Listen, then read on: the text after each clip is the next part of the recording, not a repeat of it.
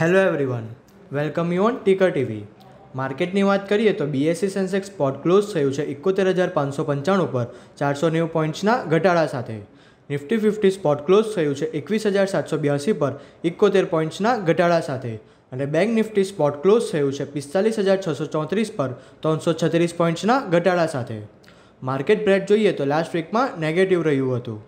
BSc 500 close થયું છે 31,540 પર 68 પોઈન્ટ્સના વધારા સાથે.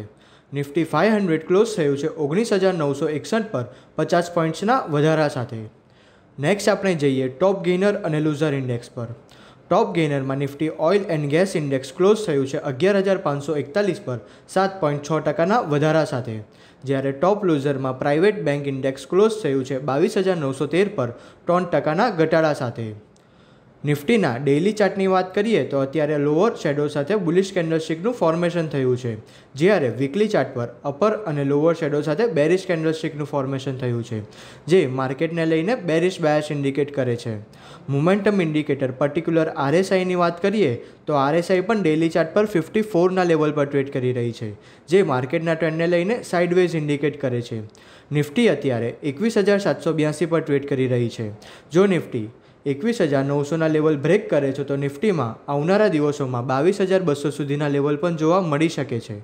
પણ જો નિફ્ટી 21,600ની નીચે ક્લોઝ આપે છે તો નિફ્ટીમાં 21,400થી લઈને 21,300 સુધીના લેવલ પણ જોવા મળી શકે છે. હવે આપણે નિફ્ટીના ડેરિવેટિવના ડેટા એનાલાઇઝ કરીશું. નિફ્ટીમાં ક્યુમ્યુલેટિવ ઓપન ઇન્ટરેસ્ટ 0.10% ઇન્ક્રીઝ થયું છે અને પ્રાઇસમાં પણ 0.33%નો ઘટાડો આવ્યો છે, જે શોર્ટ બિલ્ડઅપનો નિર્દેશ કરે છે.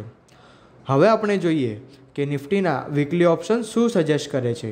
નિફ્ટીની નેક્સ્ટ વીકલી એક્સપાયરી છે 15 ફેબ્રુઆરી 2024ની છે. એમાં હાઈએસ્ટ ઓપન ઇન્ટરેસ્ટ કોલ સાઇડમાં 22,000ની સ્ટ્રાઇક પર 1,41,166 લોટની સાથે થયું છે અને હાઈએસ્ટ ઓપન ઇન્ટરેસ્ટ પુટ સાઇડમાં 21,500ની સ્ટ્રાઇક પર 98,884 લોટની સાથે થયું છે. હવે આપણે જોઈએ કે મેક્સિમમ મૂવાઈ ચેન્જ ક્યાં થયું છે. તો મેક્સિમમ મૂવાઈ ચેન્જ કોલ સાઇડમાં 22,000ની સ્ટ્રાઇક પર 23,944 લોટનું એડિશન થયું છે અને મેક્સિમમ મૂવાઈ ચેન્જ પુટ સાઇડમાં 21,500ની સ્ટ્રાઇક પર 44,463 લોટનું એડિશન થયું છે. ચાર્ટ પેટર્ન અને ઓપન ઇન્ટરેસ્ટના ડેટા જોતાં એવું લાગે છે કે નિફ્ટીના સપોર્ટ 21,650થી લઈને 21,600ના લેવલે રહેશે અને રેઝિસ્ટન્સ 22,050થી લઈને 22,150ના લેવલે રહેશે. બેંક નિફ્ટીના ડેઇલી ચાર્ટની વાત કરીએ તો બુલિશ કેન્ડલસ્ટિકનું ફોર્મેશન થયું છે, જે માર્કેટના ટ્રેન્ડને લઈને પોઝિટિવ બાયસ ઇન્ડિકેટ કરે છે. જ્યારે વીકલી ચાર્ટ પર લોંગ લોવર શેડો સાથે બેરિશ કેન્ડલસ્ટિકનું ફોર્મેશન થયું છે. મોમેન્ટમ ઇન્ડિકેટર આરએસઆઈની વાત કરીએ તો ડેઇલી ચાર્ટ પર 51ના લેવલ પર ટ્રેડ કરી રહી છે, જે માર્કેટના ટ્રેન્ડને લઈને એક સાઇડવેઝ અને વીક મોમેન્ટમનું ઇન્ડિકેટ કરે છે. બેંક નિફ્ટી માટે 46,900થી લઈને 47,200ના લેવલ સ્ટ્રોંગ રેઝિસ્ટન્સ તરીકે કામ કરી શકે છે, જ્યારે નીચેમાં 44,300નું એક ઇમ્પોર્ટન્ટ સપોર્ટ ઝોન છે. અત્યારે બેંક નિફ્ટીમાં બાય ઓન ડિપ્સની સ્ટ્રેટેજી અપનાવવી જોઈએ. હવે આપણે બેંક નિફ્ટીના ઓપન ઇન્ટરેસ્ટના ડેટા એનાલાઇઝ કરીશું. બેંક નિફ્ટીમાં ક્યુમ્યુલેટિવ ઓપન ઇન્ટરેસ્ટ 11% વધ્યું છે અને પ્રાઇસમાં પણ 0.73%નો ઘટાડો આવ્યો છે, જે શોર્ટ કવરિંગનું નિર્દેશ કરે છે.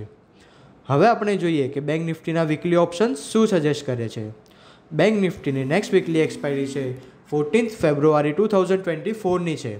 એમાં હાઈએસ્ટ ઓપન ઇન્ટરેસ્ટ કોલ સાઇડમાં 46,000ની સ્ટ્રાઇક પર 2,72,173 લોટની સાથે થયું છે અને હાઈએસ્ટ ઓપન ઇન્ટરેસ્ટ પુટ સાઇડમાં 45,000ની સ્ટ્રાઇક પર 1,75,994 લોટની સાથે થયું છે. હવે આપણે જોઈએ કે મેક્સિમમ ઓપન ઇન્ટરેસ્ટ ચેન્જ ક્યાં થયું છે. તો maximum open interest change call સાઇડમાં 45,900ની સ્ટ્રાઇક પર 27,206 લોટનું એડિશન થયું છે અને maximum open interest change put સાઇડમાં 45,600ની સ્ટ્રાઇક પર 33,160 લોટનું સબસ્ટ્રેક્શન થયું છે. ચાર્ટ પેટર્ન અને ઓપન ઇન્ટરેસ્ટના ડેટા જોતાં એવું લાગે છે કે બેંક નિફ્ટીના સપોર્ટ 44,850થી લઈને 44,500ના લેવલે રહેશે અને રેઝિસ્ટન્સ 46,000થી લઈને 46,200ના લેવલે રહેશે.